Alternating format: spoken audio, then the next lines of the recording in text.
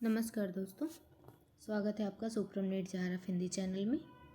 अगर आपको ऐसी तैयारी करनी है जैसे मैं अभी करा रही हूँ एकदम अच्छे से, तो आप मेरे चैनल को सब्सक्राइब ज़रूर करें। तो चलिए आज हम लोग प्रश्न करेंगे। तो प्रश्न देख लेते हैं, ये हिंदी साहित्य के इतिहास से है। तो देखते हैं। साहित्य का इतिहास जनता की चित्रवृत्ति का इतिहास है। यह कथन किसका है? आचार्य रामचंद्र शुक्ल का है। इतिहास के प्रति भारतीय दृष्टिकोण किस प्रकार का रहा है? आदर्शमूलक एवं अध्यात्मवादी। ठीक है। साहित्य की भूमिका के लेखक कौन है? आचार्य प्रसाद द्विवेदी। मैथिल कोकिल किस कवि को कहा जाता है? विद्यापति को। और मैथिल कोकिल विद्यापति को किस रचना की वजह से कहा जाता है? तो पदावली की वजह से कहा जाता है। इनमें से कौन सी रचना विद्यापति की है? तो जैसा कि सब आप लोग देख रहे हैं, पदावली, कीर्तिलता, कीर्ति पताका, पुरुष परीक्षा, ये सब किसकी है? विद्यापति की है। ढोला मारूरा दूहा किस कवि की रचना है? कुशलाभ की है।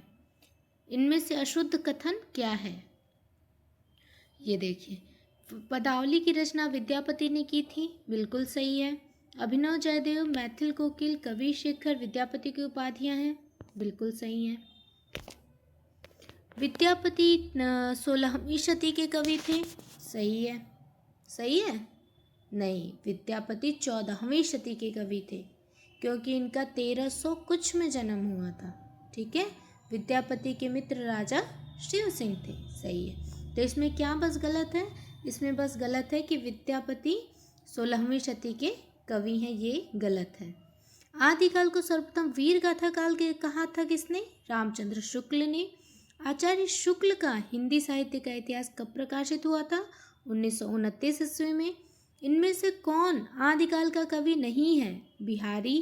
पृथ्वीराज रासों के रचयिता कौन है? चंद्रबरदाई। परमाल रासों को लोक में किस नाम से जाना जाता है? आल्हा। निम्न सूचियों को सुमेलित कीजिए।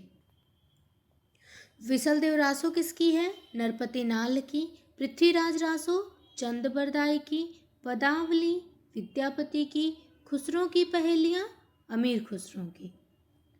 ठीक है। फिर से एक बार इसको रचना को देख लीजिए, क्योंकि ऐसे ही UGC नेट में पूछा जाता है। विसलदेव रासो, नरपति नाल, पृथ्वीराज रासो, चंद्रबरदाई, पदावली विद्यापति, खुसरो की पहेलियाँ अमीर खुसरो की। चलिए अब आगे देख लेते हैं। वो वही क्वेश्चन है जो मैं वहाँ पे मिलान वाला करा दी, उसी का ये आंसर दिया हुआ है। अब इन कवियों को आरोही कालक्रम से व्यवस्थित कीजिए। मतलब कि किसका जन्म सबसे पहले हुआ है, फिर उसके बाद किसका हुआ है, फिर उसके बाद किसका हुआ है। ठीक है। तो इनमें से कवियों का आरोही कालक्रम में व्यवस्थित कीजिए। तो प्रसाद, निराला, पंत, महादेवी, ये लोग कब के हैं? छायावादी के बृहत्त्रयी कवि हैं। ठीक है। इन रचनाओं को काल क्रमानुसार व्यवस्थित कीजिए। काल क्रमानुसार मतलब कि उनका काल क्या क्या है उसके अनुसार व्यवस्थित करना है। सेम टू सेम ऐसे ही क्वेश्चन UGC नेट के एग्जाम में पूछा जाता है। तो इसका कामायनी, तुलसीदास, वीणा और यामा है। इन रचनाओं को रचनाकार के साथ सुमेलित कीजिए। कामायनी किसकी है? प्रसाद की। उर्वशी, दिनकर, पल्लव, पंत, यामा, महादेवी वर्मा की है। इनमें से छायावादी महाकाव्य कौन सा है? कामायनी, क्योंकि कामायनी छायावाद जयशंकर प्रसाद जी का है, तो वो छायावादी कवि है। तो छायावादी महाकाव्य कौन है? कामायनी। साकेत किसका है? मैथिली शरण गुप्त का है। प्रिय प्रवास अयोध्या सिंह उपाध्याय हरिऔध जी का है। पृथ्वीराज रासो चंद्रबरदाई का। देखिए यहाँ साकेत के रचयिता का नाम भी पूछ दिया। साकेत की रचयिता के नाम क्या है? मैथिली शरण गुप्त। कौन सी रचना आदिकाल की है? परमाल रासो। इनमें से रीति मुक्त कवि कौन नहीं है? बिहारी। बिहारी क्या है? रीति सिद्ध कवि हैं। कौन सा कवि अष्ट छाप का नहीं है? तुलसीदास, क्योंकि तुलसी क्या है? राम भक्ति धारा के कवि हैं।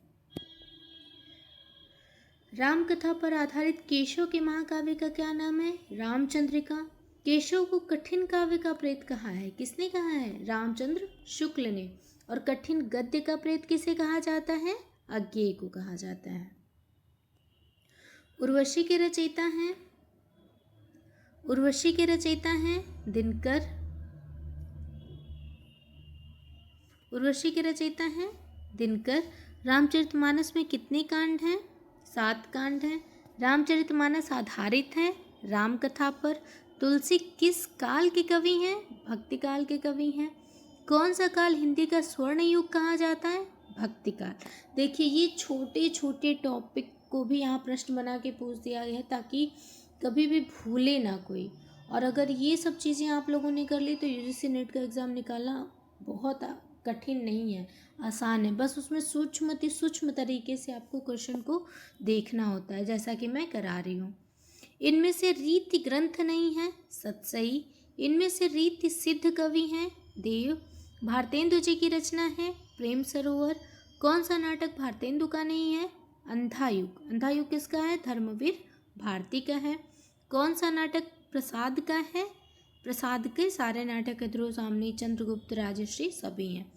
और चंद्रगुप्त और स्कंदगुप्त हम लोगों की टेक्स्ट रचनाओं में भी लगा हुआ है। कौन सा काव्य ग्रंथ अज्ञेय का है? तो चिंता, इत्यलम, युगदूत सभी हैं।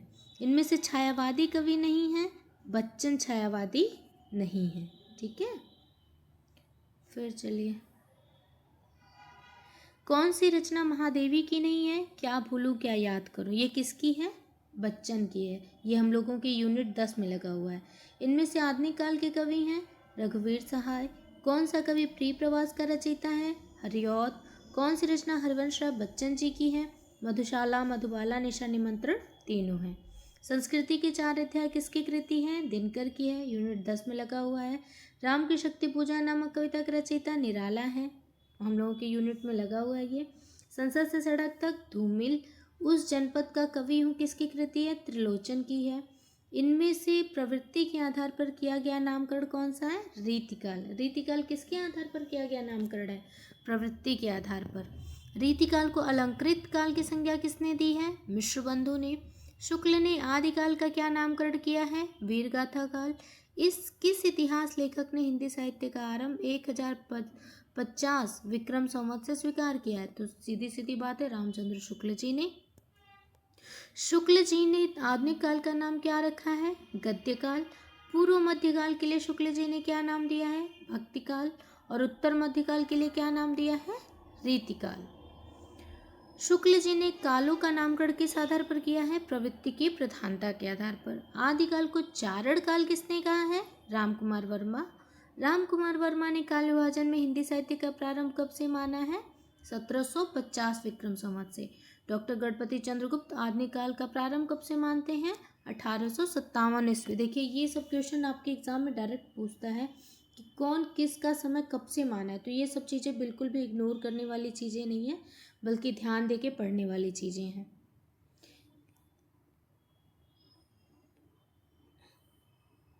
इनमें से कौन सा नाम आदिकाल के लिए नहीं दिया गया है? संधिकाल। राहुल संस्कृत्यायन हिंदी का पहला कवि किसे मानते हैं? सरहपाद। सरहपाद का समय संस्कृत्यायन जी के अनुसार क्या है? 7वीं शती है।